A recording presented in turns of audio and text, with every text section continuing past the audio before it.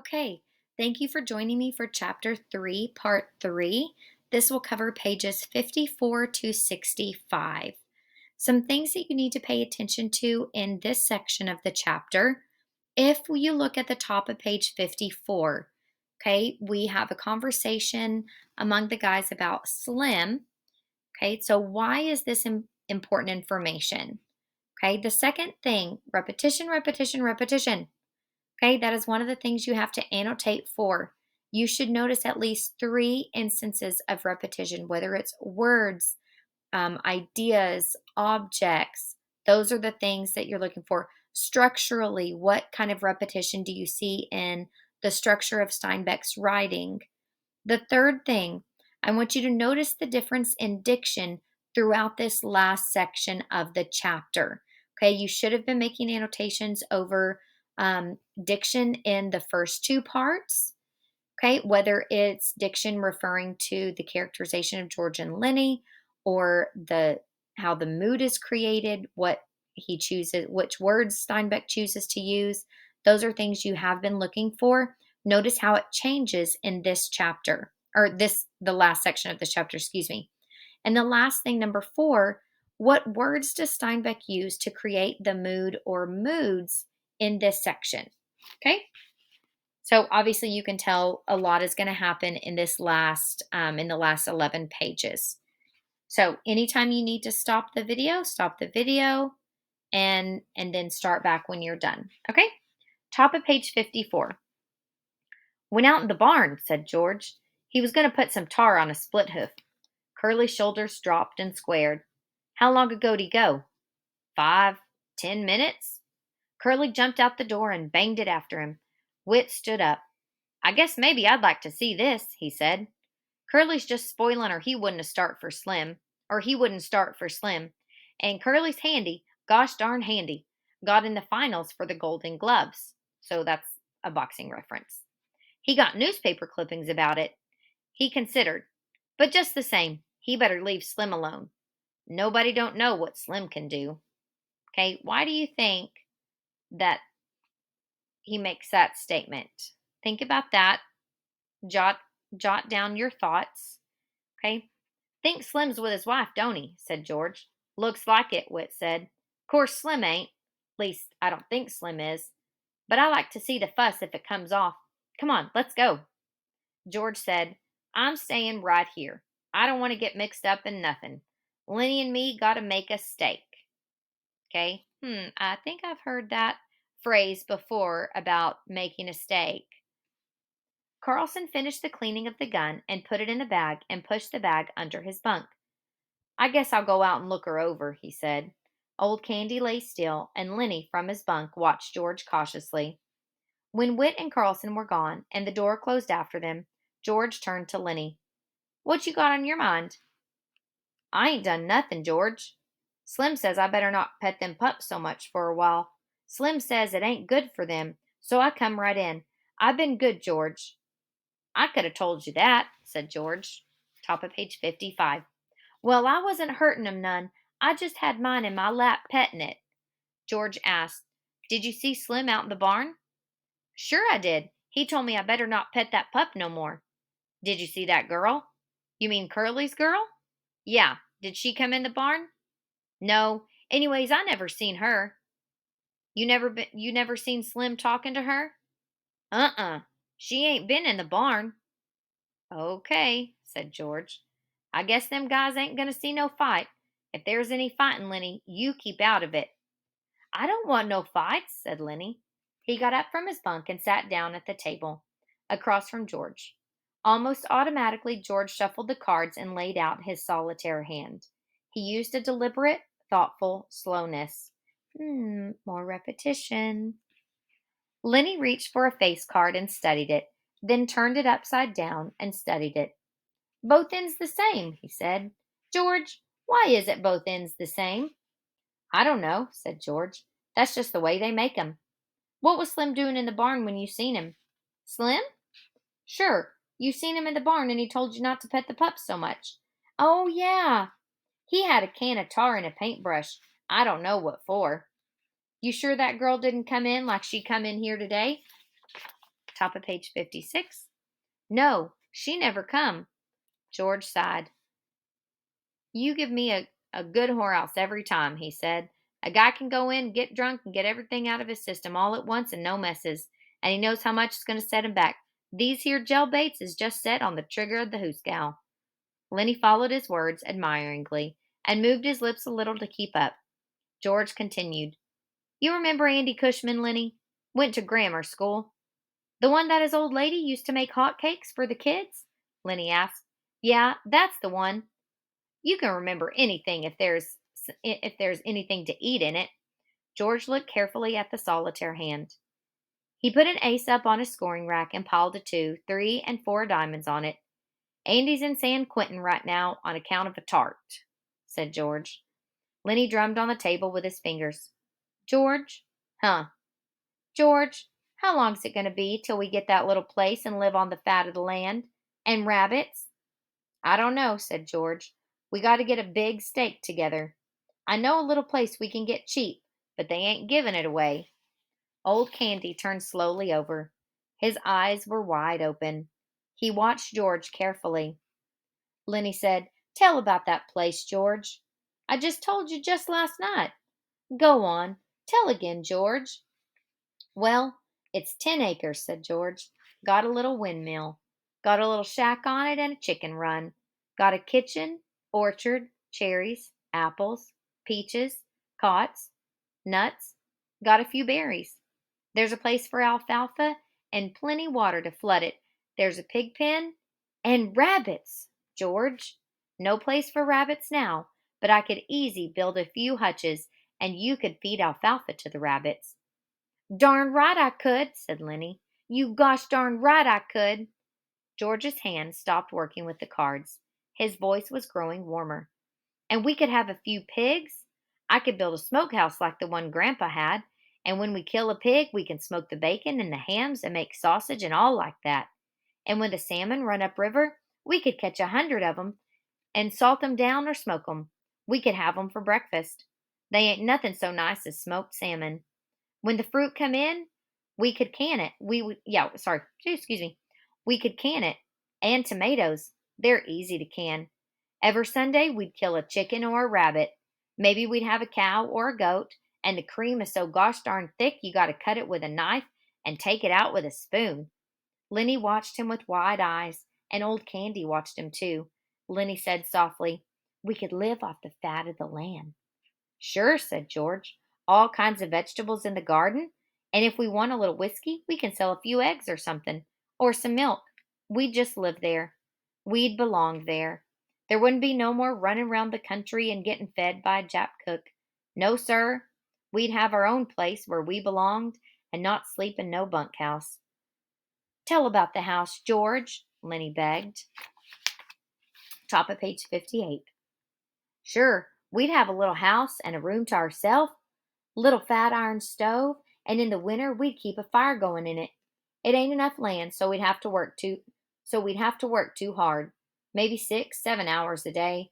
We wouldn't have to buck no barley 11 hours a day. And when we put in a crop, why, we'd be there to take the crop up. We'd know what come of our planting. And rabbits, Lenny said eagerly, and I'd take care of 'em. Tell how I'd do that, George. Sure. You'd go out in the alfalfa patch, and you'd have a sack. You'd fill up the sack and bring it in and put in the rabbit cages.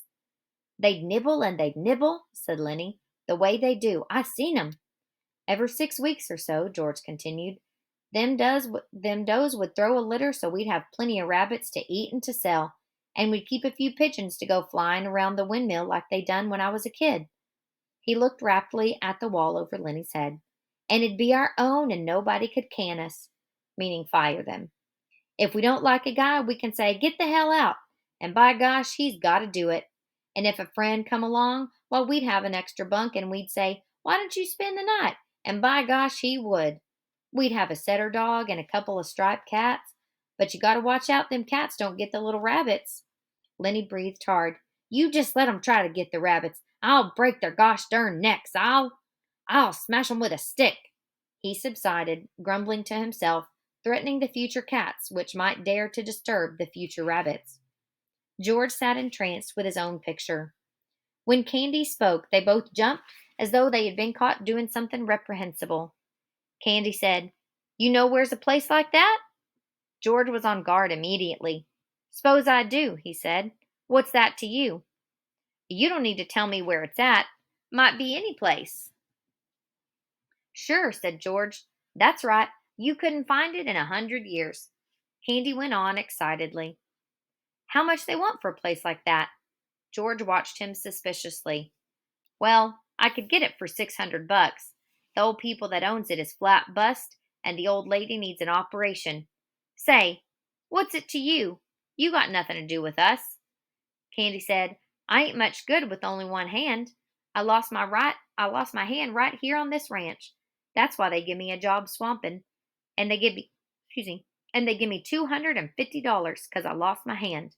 And I got 50 more saved up right in the bank right now. That's 300, and I got 50 more coming the end of the month. Tell you what," he leaned forward eagerly. "S'pose I went in with you guys. That's $350 I'd put in.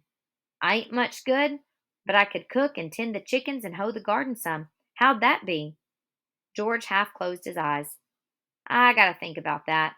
We was always going to do it by ourselves." Candy interrupted him.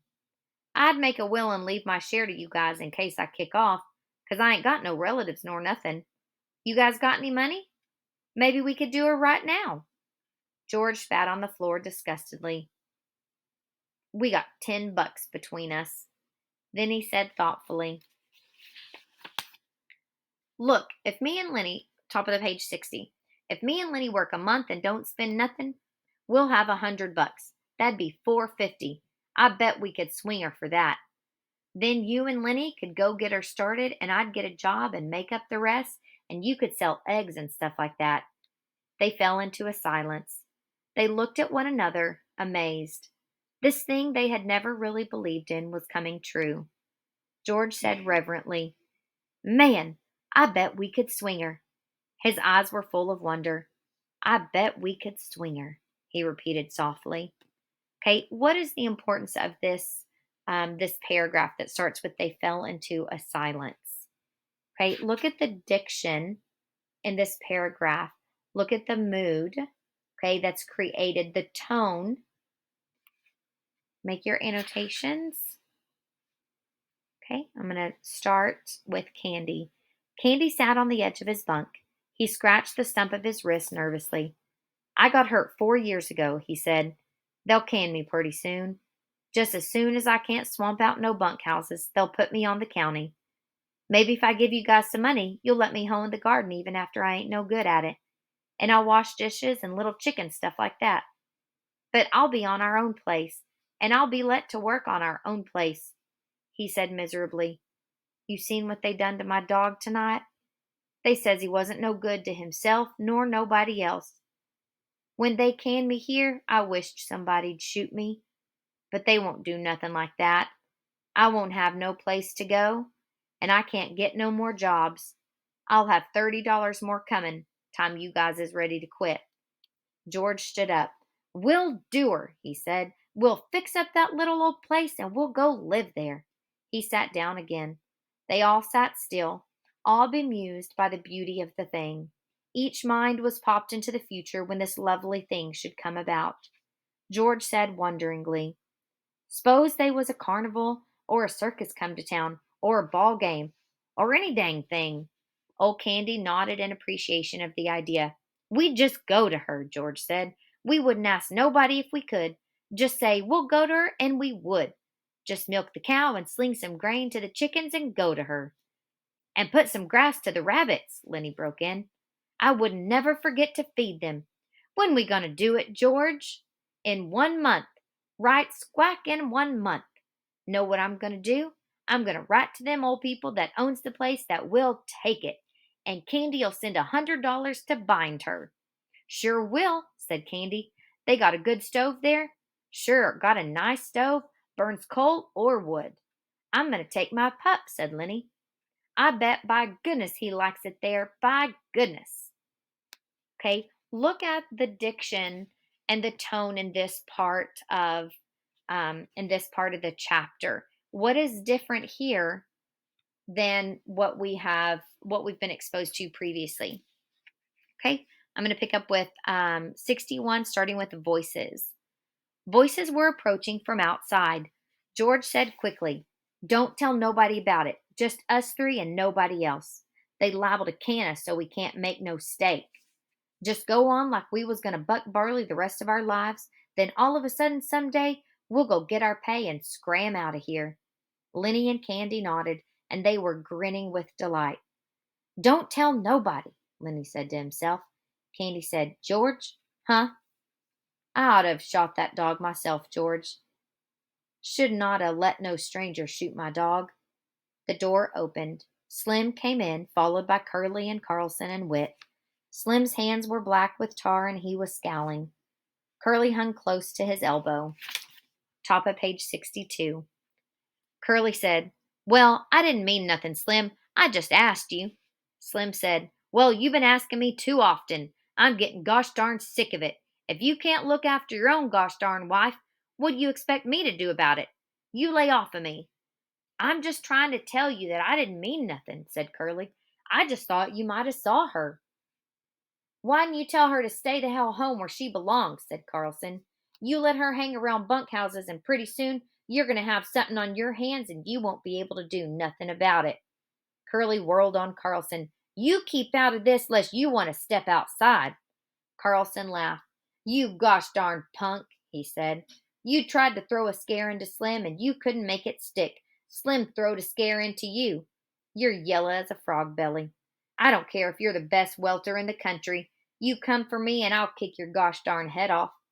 Candy joined the attack with joy. "Glove full of Vaseline," he said disgustedly. Curly glared at him. His eyes slipped on past and lighted on Lenny, and Lenny was still smiling with delight at the memory of the ranch. Curly stepped over to Lenny like a terrier. "What the hell you laughing at?" Lenny looked blankly at him. "Huh?" Then Curly's rage exploded. "Come on, you big guy. Get up on your feet. No big son of a gun is going to laugh at me. I'll show you who's yella." Lenny looked helplessly at George, and then he goes up and tried to retreat. And then he got up and tried to retreat. Curly was balanced and poised. He slashed at Lenny with his left, and then smashed down his nose with the right. Lenny gave a cry of terror. Blood welled from his nose. "George!" he cried. "Make him let me alone, George!" He backed until he was against the wall, and Curly followed, slugging him in the face. Lenny's hands remained at his sides. He was too frightened to defend himself. George was on his feet, yelling, "Get him, Lenny! Don't let him do it!" Lenny covered his face with huge paws and bleated with terror. He cried, "Make him stop, George!" Then Curly attacked his stomach and cut off his wind. Slim jumped in. "The dirty little rat!" he cried. "I'll get him myself." George put out his hand and grabbed Slim. "Wait a minute," he shouted. He cupped his hands around his mouth and yelled, "Get him, Lenny!" Lenny took his hands away from his face and looked about for George, and Curly slashed at his eyes. The big face was covered with blood. George yelled again, "I said get him!" Curly's fist was swinging when Lenny reached for it. The next minute, Curly was flopping like a fish on a line, and his closed fist was lost in Lenny's big hand. George ran down the room. "Let go of him, Lenny! Let go!"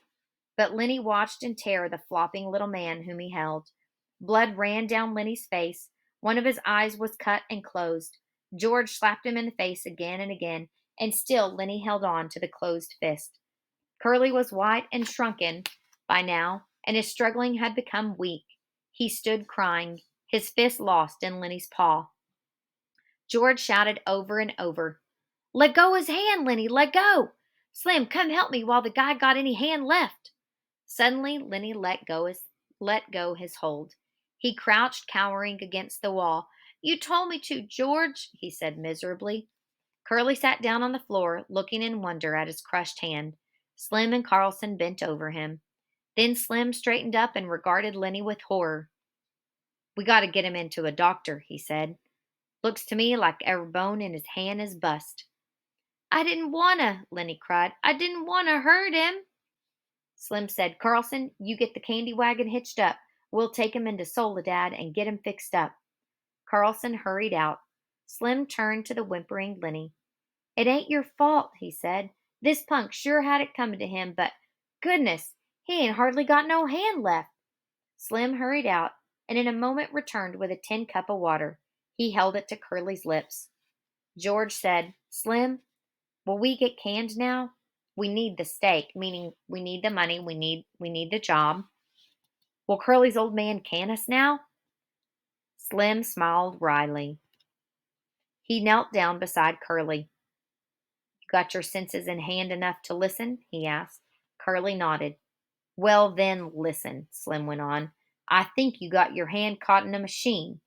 If you don't tell nobody what happened, we ain't going to. But you just tell and try to get this guy canned, and we'll tell everybody. And then will you get the laugh?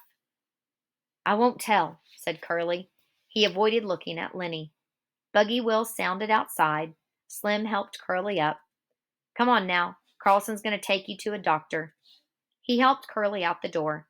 The sound of wheels drew away. In a moment, Slim came back into the bunkhouse. He looked at Lenny, still crouched fearfully against the wall. Let's see your hands, he asked. Lenny stuck out his hands. Goodness almighty, I hate to have you mad at me, Slim said. George broke in. Lenny was just scared, he explained. He didn't know what to do. I told you nobody ought never to fight him. No, I guess it was Candy, I told. Candy nodded solemnly. That's just what you done, he said. Right this morning when Curly first lit into your friend, you says, he better not fool with Lenny if he knows what's good for him. That's just what you says to me. George turned to Lenny. It ain't your fault, he said. You don't need to be scared no more. You done just what I told you to do. Maybe you better go in the washroom and clean up your face. You look like hell. Lenny smiled with his bruised mouth. I didn't want no trouble, he said. He walked toward the door, but just before he came to it, he turned back. George? What do you want? I can still tend the rabbits, George. Sure, you ain't done nothing wrong. I didn't mean no harm, George. Well, get the hell out and wash your face. And that is the end of chapter 3. Now, as you look back over these last 2 pages, let's see, 64 and 65, and even a little bit of 63, I want you to really pay attention to the diction here. And I want you to think about from chapter 2, some of the things that were said from Slim about how he can read people. Okay. And then I want you to think, do you think that has changed any? His opinion of Lenny, of his own abilities to read people, to tell if they're nice, if they're mean. Okay. So think about that as you make your annotations and choose what words, what phrases are really important here that develop the characters and develop the plot in the story. Okay.